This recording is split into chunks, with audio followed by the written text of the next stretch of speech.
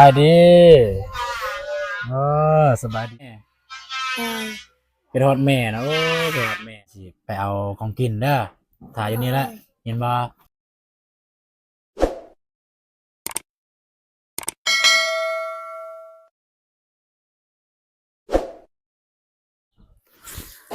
กราบทักทายสวัสดีและกราบสวัสดีพ่อแม่พี่น้องเบิดสุขคนเด้อยินดีต้อนรับซ้องอาตูนซาแนลเนาะ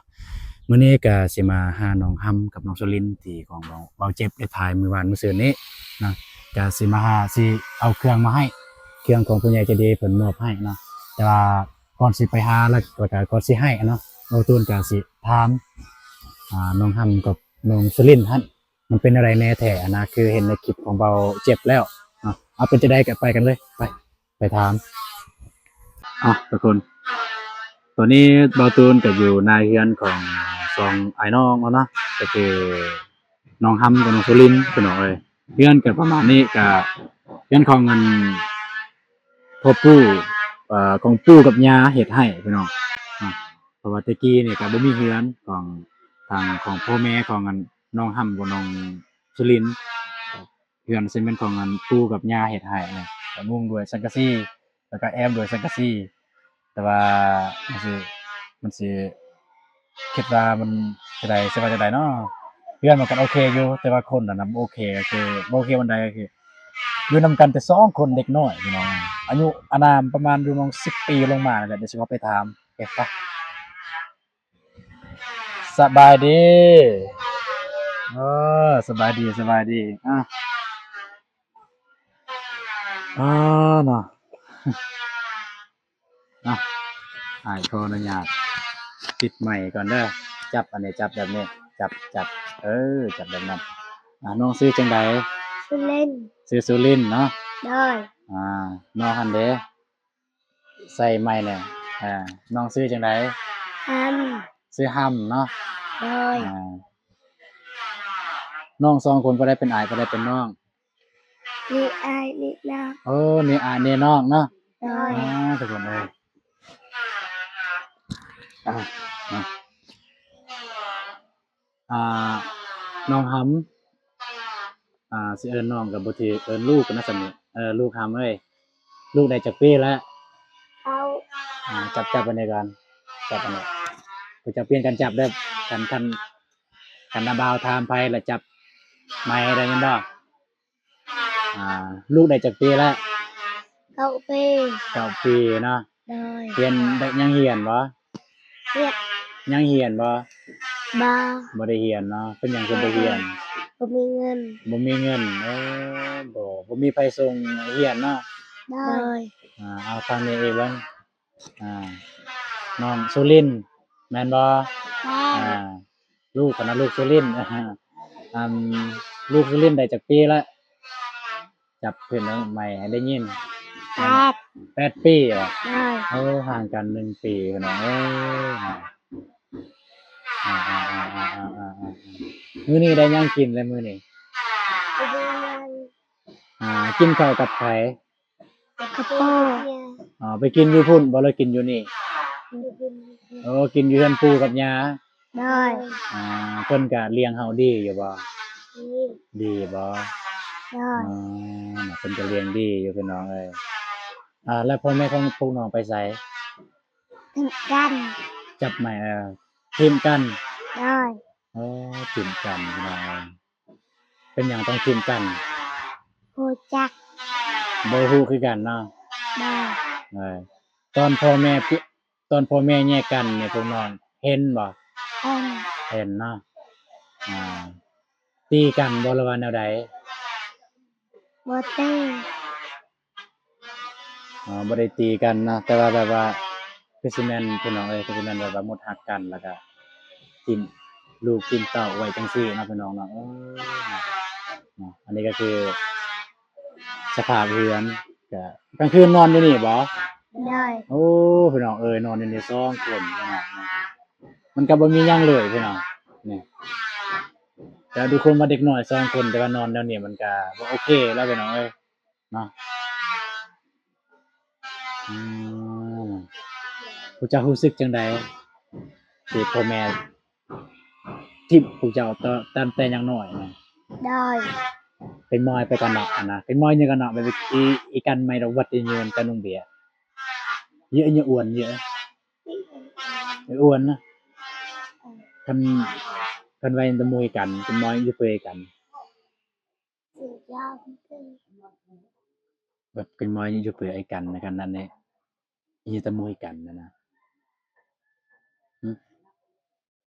หึเป็นมอยอยู่เปยไอ้กันกันนั่นเนี่ยไอ้กันจะเออะไรเนี่ยอย่างเป็นมอยอยู่เปยไอ้กัน ที่ยังเคยเจอ เป็นจอเนาะเยอะเยอะกันลายบ่กันไอ้กันไม่เกี่ยว ที่ไม่ได้หรอก เยอะเยี่ยม ไม่เห็น สมมุติแกเขาจะเออะไรเนี่ยมีอะไรจอเนาะ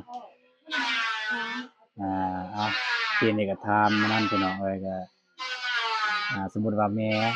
นะแม่นะแม่ของสองน้องนี่เห็นแล้วก็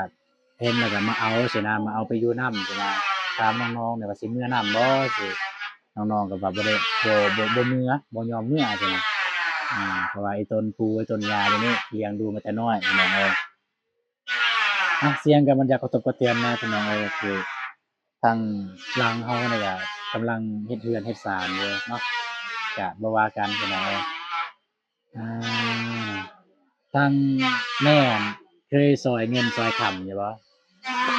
บ่เคยเนาะ ได้ บ่เคยแล้วก็ลืมถามเนาะและพ่อได้ไปไส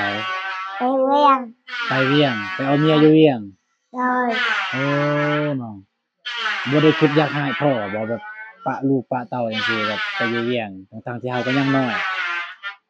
ยังดนดนบ่แต่ดนล่ะบ่เนี่ย ดัน ประมาณจักปีแหละนับแต่ 3 ปี 3 ปี โดย 3 ปีก็เนี่ยอันนี้แบบ6 ปีอันนี้ก็5 ปีโอ้ก็ถือว่ายังน้อยพี่น้องเอ้ยแต่ข้าวน้องอันนี้ก็ยังอันนี้ยังน้องสุรินทร์น้องห่ำ6 ปีน้องสุรินทร์นี่5 ปีที่พ่อแม่ปะกันพี่น้องเอ้ยอืมอ่าถ้าพ่อแม่ได้เห็นคลิปนี้คลิปของเบาตูนนี่อยากฝากหยังให้พ่อแม่ได้ยินเป็นน้อยอยู่เปไอ้คนนี้กันเอาเลยเอาซะเล่าก็ได้บอกเอาน้องสุรินทร์ก่อนบอกถ้าอีกคนไม่ตะมูให้อีกคนนี้กันไม่ตะมูให้เงินในคลิปนั้นนะเป็นมอมอยู่เปไอ้กันนี่เป็น ก็แม่ก็ถึงมา ตะกังลาวว่าลาวไว้ อ่าน้องเว้าลาวบ่ได้พี่น้องเอ้ย ก็คือเว้าตูนถามว่าถ้าเห็นเห็นคลิปนี้เฮ้ยถ้าพ่อแม่ของน้องเห็นคลิปนี้แล้วน้องๆ2คนนี่อยากเว้าหยังให้พ่อแม่บ่ทางน้องสุรินทร์นี่ว่าภาษาลาวเมื่อกี้เด้อแต่ว่าน้องสุรินทร์นี่ว่าบ่มีหยังอยากจะเว้าเลยและน้องห่ำเด้อยากเว้าหยังให้พ่อแม่ฮะ บ่มีหยัง บ่มีหยังบ่ให้จับไมค์วะอยากเว้าหยังให้พ่อแม่จับจังซี่อยากเว้าหยังให้พ่อแม่คันพ่อแม่ได้เห็นคลิปนี้ บ่มีหยัง บ่มีหยังบ่ได้คิดฮอดพ่อแม่บ่ กิชาติ คิดฮอดไผระหว่างพ่อกับแม่ เป็นทาทา คิดฮอดแม่ โดย คิดฮอดแม่นะโอ้คิดฮอดแม่ แล้วเป็นหยังคือคิดฮอดแม่บ่เป็นหยังต้องคิดฮอดแม่เป็นหมออยู่กันหลายกัน ที่ยังอยู่กะลัง บัดพ่อได้บ่ได้คิดฮอดบ่ ที่กะลังมือก ะลางเบิดสองคิดฮอดเบิดสองแต่ว่าคิดฮอดแม่หลายก่อนเนาะ โดย เนาะๆพี่น้องเอ้ยก็คือทางน้อง2คนนี่คิดฮอดแม่นะถ้า ตอนนี้แม่อยู่นี่เลยมานั่งอยู่นี่ลูกสิเฮ็ดจังไดหือก็ถ้าสมมุติแม่ของพวกลูกมานั่งอยู่นี่ตอนนี้นี่พวกลูกสิเฮ็ดแนวใดแบบสิเอาพวกลูกเมื่อบ้านพวกลูกสิเมื่อนำบ่ มา บ่เมื่ออ้าวคิดฮอดแม่คือบ่เมื่อ รักแม่ บ่อยากเมื่อ โดย บ่อยากเมื่อนำแม่ โดย โอ้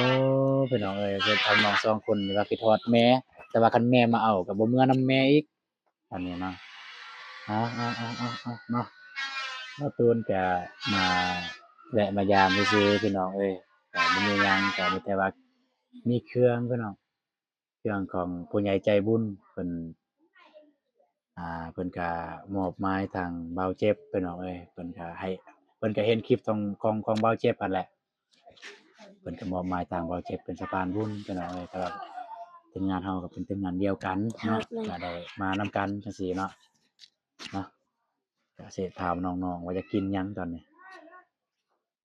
นี่จะกินหยังกินข้าวเช้าแล้วบ่เรา อ้าวกินหรือยังข้าวเช้านี่กินหรือยังแก้ว กินแจ่วได้ อ๋อกินแจ่วตอนนี้จะกินหยังตอนนี้จะกินขนมกินหมี่จะกินอิหยังบ่บ่เลยบ่เลย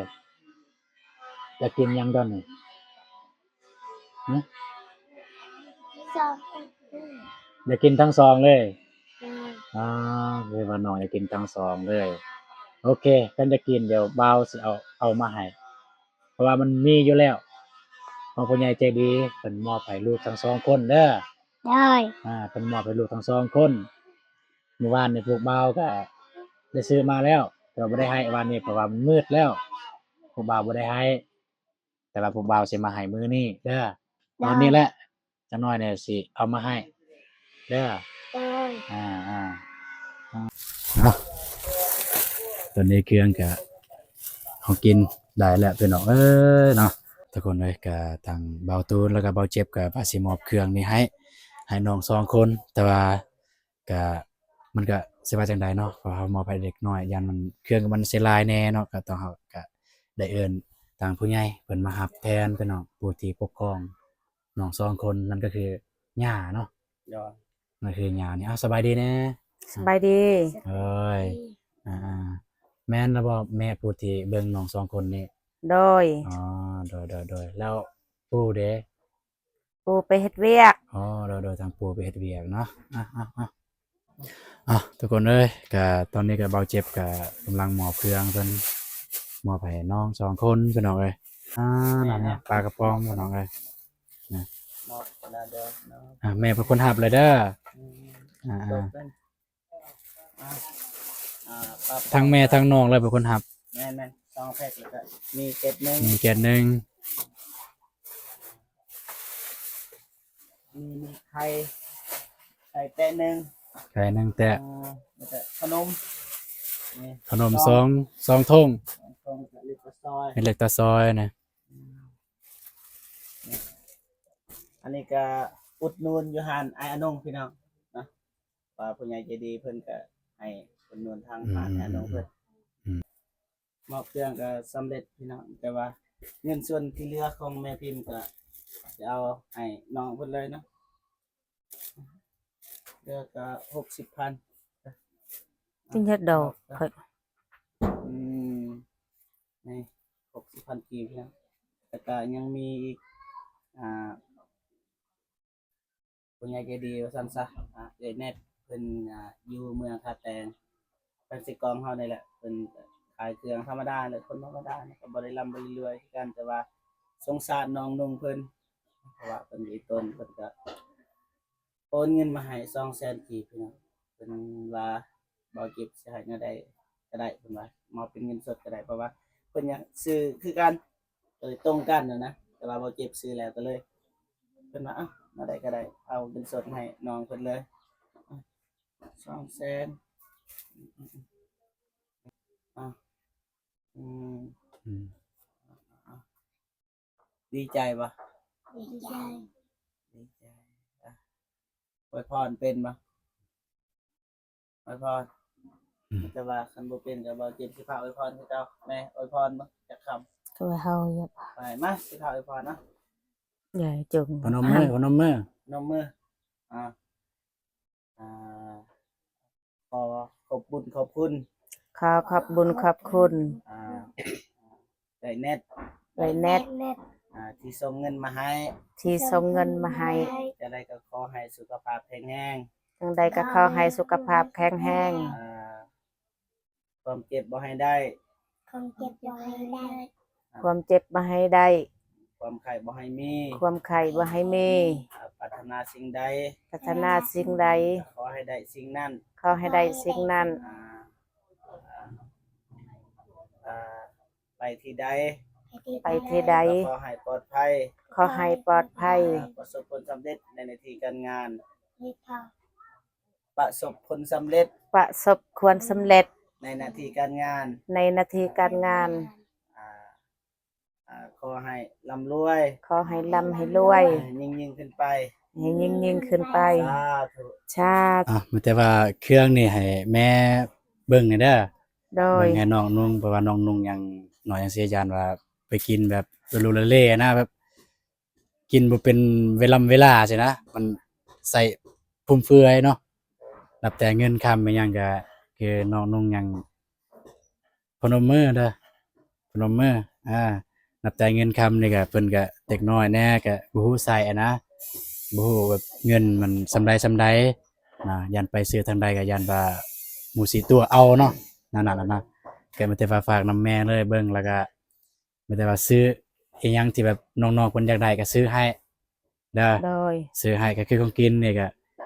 มีแต่ให้น้องๆกินนั่นน่ะบ่เจ็บมีหยังสิว่าบ่ไม่ได้ว่าจังสันแล้วเด้อสิกลับก่อนเด้อแม่เด้อ โดยขอบใจ น้องๆสิกลับก่อนเด้ บ๊า อ ยบาย กินอันนี้หลายๆเมื่อกี้นี้ก็เป็นการมอบเครื่องของทางผู้ใหญ่ใจบุญที่ได้มอบให้น้องทำกับน้องสุรินทร์น้องเอ้ยก็ทางเบาเจ็บเป็นสะพานบุญเพิ่นมอบให้ทางเบาเจ็บเป็นสะพานบุญจังได๋ก็เบาตูนก็ต้องขอขอบใจที่ทางผู้ใหญ่ใจบุญที่มีความเมตตาแล้วก็ไว้วางใจทางทีมงานเนาะอาจจะเบาตูนอาจจะบ่ได้รับโดยตรงแต่ว่าก็เฮาทีมงานเดียวกันพี่น้องเอ้ยโอเคสำหรับคลิปนี้ก็ขอขอบใจทาง FC ที่รับชมคลิปของเบาตูนแต่ต้นจนจบเนาะขอบใจเด้อ